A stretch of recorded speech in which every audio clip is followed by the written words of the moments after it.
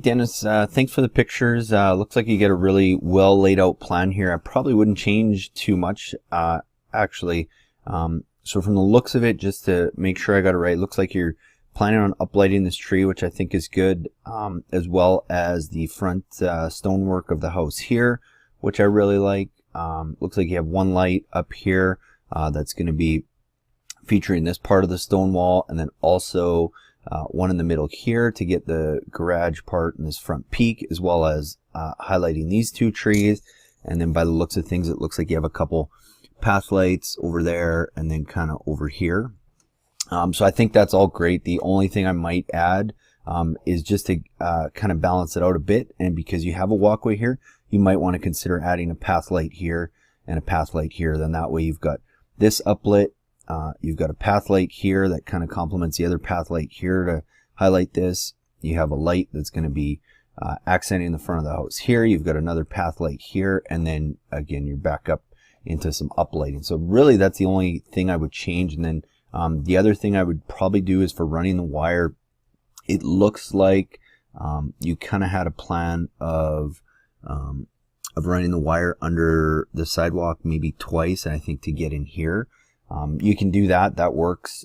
It might be easier if you run under once to get to wherever you need to here, is just running this line along the lawn to get into here, and then just have one line back here that gets all the lights back there. And the only reason I say that is just because sometimes sidewalks, if they're 2, 3, 4 feet wide, they're a little trickier to get under than maybe a curb or something like this, or some kind of border. It might be easier for you to get under. But I think it's a great plan. If you have any other questions, let me know, and I can try and customize something together for you. But it looks like, if you were looking at our quality kit, which has the 8 up lights and 4 path lights, you might want to add one more path light. But other than that, that's going to be your best bang for your buck, and it'll have everything you need to do this project. So let me know if you have any other questions. Thanks, Dennis.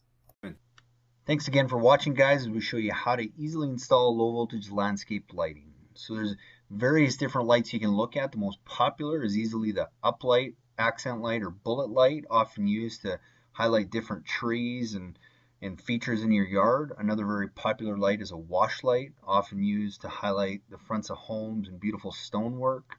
Path and garden lighting is also very popular, to use to light walkways and garden areas and plant material down below, as well as hardscape lighting, which is used in different kinds of hardscapes, as well as on fences and decks, and can also create some cool effects. And a great way to see what looks good is just to take a flashlight or any kind of light around at night, shine it on a few of those features, and really see what looks good and where you're going to position those lights. I strongly recommend looking at LED energy efficient bulbs for all of your landscape lighting. It saves on power and it lasts a long time. You see they only use 40 watts, 260 lumens, is very bright, and they still have that warm white look that you would find in an incandescent fixture. And if you have an existing landscape lighting system that is incandescent, it's very easy to retrofit with LED bulbs, again, just to save power and not have to be changing bulbs all the time. What we often recommend is go and find really good quality outdoor rated LED bulbs, and then go find really good incandescent fixtures, and just marry the two together and retrofit your incandescent fixtures with really good quality LED bulbs, and it'll help bring the cost down rather than going and buying a fully integrated LED fixture, which looks good and lasts a long time, but they do cost a lot more than doing this and just finding a really good fixture and retrofitting it with a really good bulb. So once you know where you're going to put your lights and you have your lights picked out, the next step is to start placing your lights. So we've determined where they're going to go. Start by digging just a small hole and just preliminarily placing your lights. I recommend using a rubber mallet so that you can really pound those ground stakes in and give them some good stability. Screw your light in afterwards so you can really get it in there, make sure everything's level, and then from there you start laying out your wire once you got all your lights in place. And be sure to leave extra wire at every fixture just to give yourself some wiggle room. Connecting the lights is quite simple. When you make your splice in your wire, you'll have a wire going in and a wire going out for each connection, as well as your fixture wire, and at every light you're going to have 2 of those connections. I recommend a good waterproof connection, either gel-filled snap block connector or these gel-filled DBRY connectors that come in two parts, that you have a moret that screws on and keeps the wires tight, and then the wire fills into a gel-filled tube that keeps the water out. So just be sure to make sure you're getting good waterproof connections that keep the wires free of the elements as well as keep them from pulling apart. The next step is selecting your transformer. Very easy to do. If you look on any bulb that you purchase, it should give you the wattage, but if you have a 4.5 watt bulb and you have 10 of those, that's going to give you 45 watts, which means you want to select a transformer that's just slightly bigger than that. And I recommend trying to find a transformer that has a photocell as well as a timer built into it for easy use.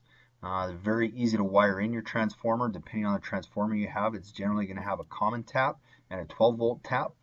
You just put one wire into each tap, screw them down tight, mount your transformer close to your GFCI receptacle so that you can get power, plug it in, turn it on, and go and make sure all your lights work before you start burying any wire. So once you've checked all your lights and everything works, you can start burying them. One thing I would recommend is looking at the Weon outdoor Wi-Fi switch. Is a great tool if you want to make your landscape lighting system totally smart and Wi-Fi operated.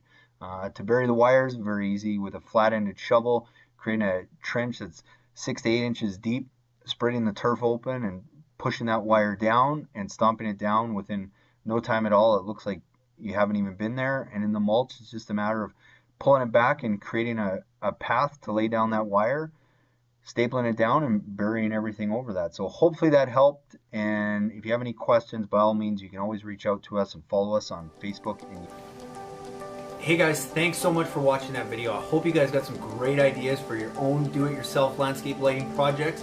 If you want your own free consultation video, like I said before, email me your pictures at cal@lightingdoctor.ca or go and visit us at lightingdoctor.ca and be sure to check out our Try It Before You Buy It light. Again, where you get one premium grade fixture and a King Innovation Instalight battery operated demo kit that you can go and test those lights out on your property before you make any big purchases. So I hope to see you guys again soon. And again, go get your free consultations by emailing your pictures or visit us at lightingdoctor.ca. Thanks so much for watching.